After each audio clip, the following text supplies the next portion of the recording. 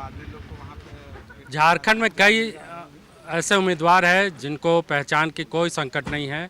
कई ऐसे उम्मीदवार हैं जिनके समर्थन में ख़ास तौर से मीडिया से लोग खुद ब खुद चले आते हैं। अभी विनोद सिंह से बात हो रही थी और खुलकर बात होती है और वो हमेशा खुलकर ही बोलते हैं। CPI-ML से प्रत्याशी हैं कोडरमा से और टक्कर दे रहे हैं अन्नपूर्णा सिंह को। कल नामांकन है उनका। पुरानी बातें अलग है, लेकिन टिकट आपको मिल गया है। जीत का किस तरह से आप देख रहे हैं, क्योंकि बहुत इस बार जो है एंटी इनकम्बेंसी का फ़ायदा मिल सकता है। हाँ बिल्कुल। जितनी पहली बात तो नामांकन कल नहीं 1 मई को है, परसों है। और इस बार सबसे ज़्यादा जो बात है कि जितनी ही आकांक्षाओं और उम्मीदों के साथ भारतीय जनता पार्टी को वोट दिया, और कोडरमा लोकसभा में तो 10-10 बार लोगों ने जिताया है। पिछले 3 बार से लगातार ही जीत रहे हैं उनके प्रतिनिधित्व करने वाले लोग। लेकिन ठीक उतनी ही ज़्यादा गिरिडीह की आकांक्षाओं पे चोट पहुंची है, उम्मीदों पे चोट पहुंची है। और कोडरमा में जब जब भी उम्मीदों पे लोगों को चोट पहुंचा है तो कोडरमा ने पलट करके जवाब दिया है।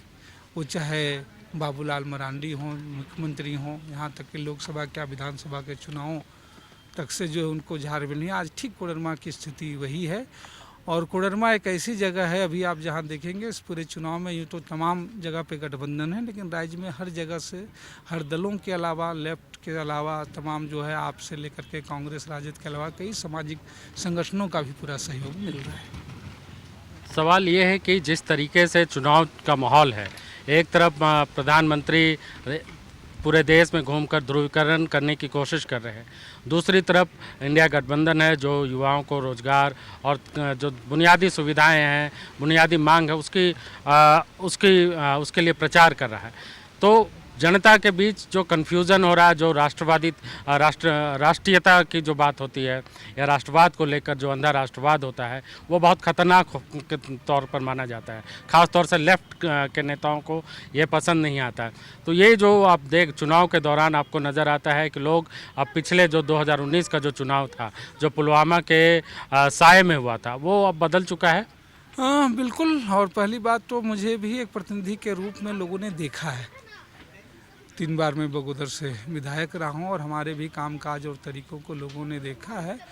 और लोग यही कह रहे हैं कि पिछली बार जितनी ही उस उम्मीदों से लोगों ने वोट तो दिया, लेकिन फिर लोगों ने देखा कि वो सारे सवाल, वो सारी चीज़ें, लेकिन उसके बाद तो लोगों की उम्मीदें रहती है वही जिन ज़रूरत रोज़मर्रा चीज़ों से परेशान होते हैं, वोट तो ज़रूर करते हैं। तो इसलिए जब वोट करेंगे तो पिछले 5 साल की स्थितियाँ लोगों ने देखा है।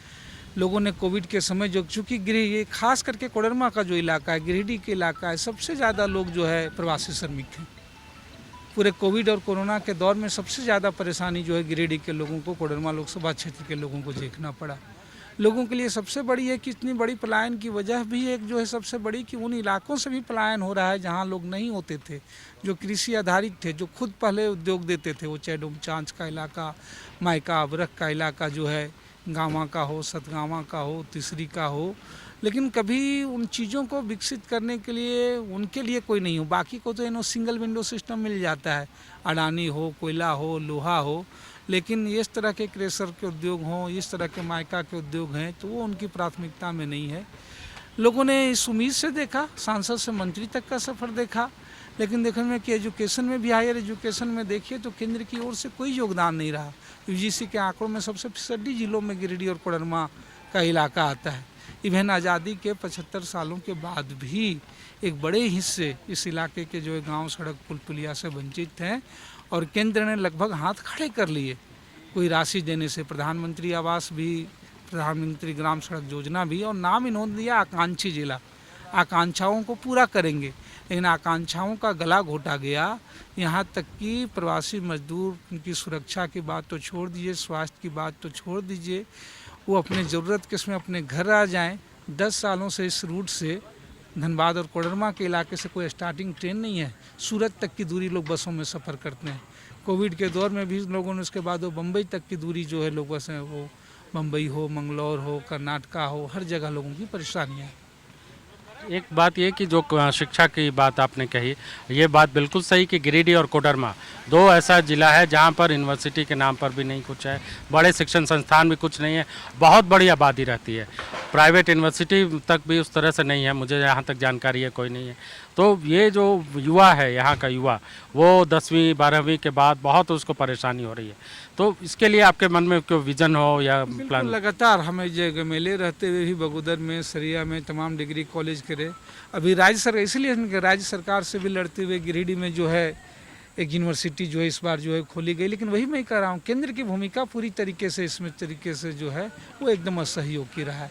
आज भी आप देख लीजिएंगे, बात कर रही होंगी कल्पना जी भी तो बात कर रही हैं इसी बात के लेकर के, डिग्री कॉलेज की बात कर रही हैं, किसानों के लिए कृषि की बात कर रही हैं। लेकिन केंद्र की भूमिका यहाँ से लंबे, और यहाँ लोगों ने प्रायः झोली, राज्य अलग होने के बाद सबसे ज़्यादा झोली भरी है। 2-2 सांसद इनके रहे हैं, गिरिडीह से, कोडरमा से 4-4 विधायक तक जीते हुए हैं। लेकिन जब इस बात का गुमान हो जाए कि हमारे लिए बस 400 पार का नारा, एक तस्वीर हम लेकर के आ जाएं, तब फिर पीछे मुड़ करके देखने का सवाल ही कहाँ होता है। लेकिन आज लोग सवाल कर रहे हैं, आप अगर देख रहे होंगे तो जो हम, इसलिए अब लोगों ने गांव, इसलिए अब तो दिक्कत ये हो गई है, प्रतिनिधियों को जवाब ना देना पड़े तो लोग गांव इलाकों का दौरा भी बंद कर देते हैं। बड़ी बड़ी कुछ सभाएं हो जाती है, लोग आते हैं, मंच से भाषण देते हैं ताकि जनता के सवालों से बचना पड़े। यही सवाल मेरा भी था कि जो सांसद है, मौजूदा सांसद, खास तौर से गिरिडीह के जो सांसद है, उन पर बहुत गंभीर आरोप है कि वो 4-5 बार ही आए और कुछ चंद लोगों से मिलकर वो चले जाते रहे। इस बार भी टिकट अगर उनका टिकट मिल गया तो कह सकते हैं कि उनकी पार्टी के पास कोई ऑप्शन नहीं था, इसीलिए मिल गया।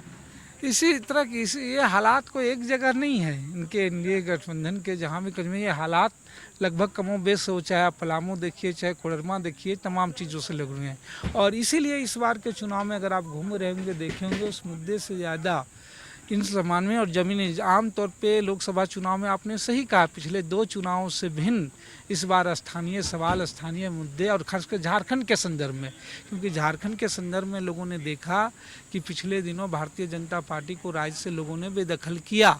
तो भले ही यहाँ से 12 सांसद हों, झारखंड के मुद्दों पे हमेशा इनका रवैया असहयोग का रहा है। और इसलिए पहली बार स्थानीय मुद्दे, स्थानीय सवाल लोकसभा के चुनाव में भी इतने मुखर तरीके से आ रहे हैं।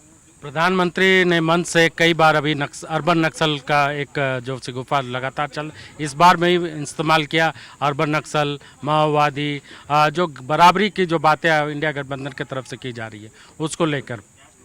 आप CPI-ML से है, आपको इलाके में क्या लोग बोलते हैं प्रधानमंत्री जब इस तरह की बातें उनको सुनने में आती है? तो प्रधानमंत्री जो बोले, लोग जानते हैं कि एक ऐसे दौर में जब नेताओं और प्रतिनिधियों को वोट 5 साल में एक बार ज़रूरत होती है, और आदमी और लोगों की ज़रूरतें और परेशानियां 5 साल में एक बार देख के नहीं आती है, वो जाड़ा हो, गर्मी हो, बरसात हो, तो जिनको इस तरह की उपमा देखते हैं, उसी तरह के लोग, उसी तरह के चेहरे, वही तरह के लोग होते हैं जो सड़कों में लोगों के परेशानियों में, जब वो परेशान होते हैं, जब उनके सवाल हो, तो उनसे कंधा से कंधा मिला करके लड़ते हैं।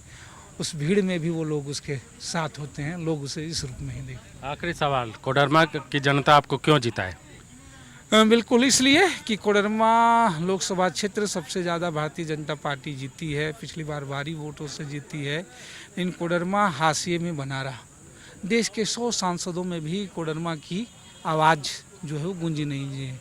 कोडरमा के इसलिए मैं एक प्रतिनिधि के रूप में हमने देखा है लोगों ने, और इसीलिए कोडरमा के सवाल, चाहे प्रवासी मजदूरों के सवाल हों, उनकी सुविधा, उनके स्वास्थ्य, उनकी गारंटी का सवाल हो, चाहते हैं कि वो सवाल मुद्दा बने, वो सवाल बने। जो इलाका कोडरमा के एक हिस्से लोगों को खुद रोजगार दे रहे थे अब रकमाइका में, उनके सवाल, उनके परेशानियां सबब बने।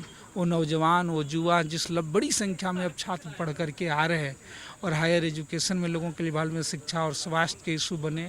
वो तमाम 300 से ज़्यादा गांव जो अभी भी 75 साल के बाद कहते हैं गांव में जाएं बाबू, गांव देख लीजिए, थोड़ा सड़क के रास्ता देख लीजिए, वो सवाल और मुद्दे बने। वो तमाम लोग, जब रोज़गार की संभावनाएं खत्म हो जा रही है, तब जो ये इलाका है, किसान जो लोग उस पर आश्रित हैं अभी भी उस कृषि की तरफ में, तो ये सवाल बने, ये मुद्दे बने देश के संसद में।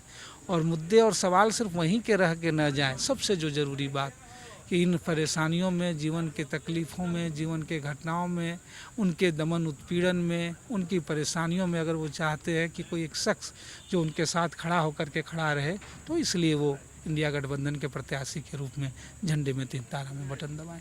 तो झंडे में 3 तारे में बटन दबाने के लिए CPI-ML के प्रत्याशी कोडरमा से CPI-ML के प्रत्याशी विनोद सिंह अपनी अपील कर रहे हैं। साथ ही साथ जो पिछले 10 सालों में उनके इलाके में कामकाज हुआ उसका भी हिसाब किताब दे रहे हैं और जो नहीं हुआ उसकी भी बातें बता रहे हैं। लेकिन महत्वपूर्ण बात यह है कि जब मतदाता अपना मत का इस्तेमाल करेगा और नतीजे 4 जून को आएंगे तब पता चलेगा कि आखिर जनता किसके तरफ है। हमारे सहयोगी कन्हैया के साथ विवेक सिन्हा, गिरिडीह।